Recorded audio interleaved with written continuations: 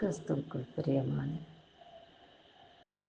சகோதர சகோதரிகளே, உங்கள் அனைவருக்கும் என் அன்பார்ந்த வணக்கம். கடந்த இரவு என்ன கர்த்தர் நம்மை கண்ணின் மை போல பாதுகாத்து கொண்டார்.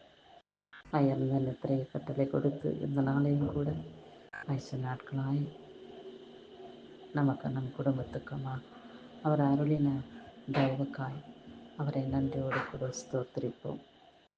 கிருபையினாலும் வல்லமையினாலும் நம்மளை பாதுகாத்து அரவணைத்த தேவனுக்கு எப்பொழுதும் அவருக்கு சாட்சி உள்ளவர்களாக நிலைத்திருப்போம். இதோ இந்த மாதம் 23வது நாளை கூட காண அவருடைய கண்களிலே நமக்கு கிருபை கிடைத்தது.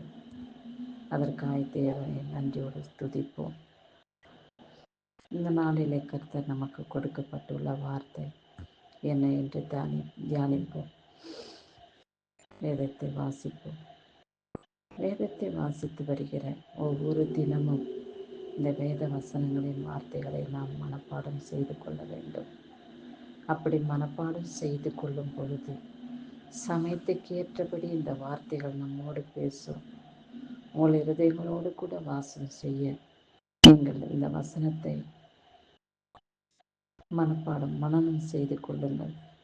இந்த வசனம் எப்பொழுதும் உங்களோடு கூட பேச பரிசுத்த ஆவியானவர் உதவி செய்வார்.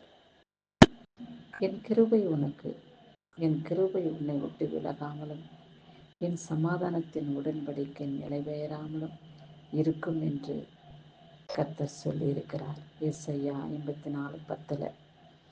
அவருடைய கிருபை நமக்கு போதுமானதாக இருக்கும். அவருடைய சமாதானத்தின் உடன்படிக்கை நம்மளை விட்டு விலகிடாமல் எப்பொழுதும் அவர் நம் மண்டையிலே நிலைத்திருப்பார்.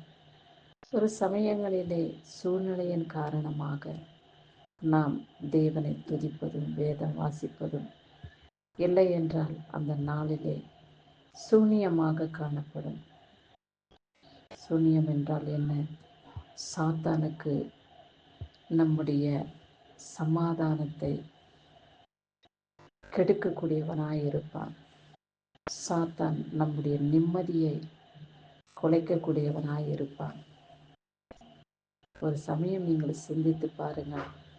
கர்த்தருடைய நாமத்தை தொழுது கொள்ளவில்லை என்றால் அந்த நேரத்திலே நாம் எப்படி கடந்து வருகிறோம் என்று யோசிச்சு பாருங்கள். ஒன்றுக்கும் உதவாத பொல்லாத மனிதர்கள் வாயிலை விழும்படியாக, சாத்தான் பிடியில் அகப்படும்படியாக வீணான பழி சொற்கள், வீணான சோதனைகள், வேதனைகள் நம்மை பின்தொடரும். ஆனபடியினால்தான் எப்பொழுதும் அவருடைய கிருபை நமக்கு போதுமானதாயிருக்க, அவர் நம்மை விட்டு விலகாமல் நம்முடைய சமாதானத்தின் உடன்படிக்கையை நிலை பெயராமலும் இருக்கும்படி அவரை பற்றி கொள்வோம். அவரை விசுவாசிப்போம். அவரை தொழுது கொள்வோம்.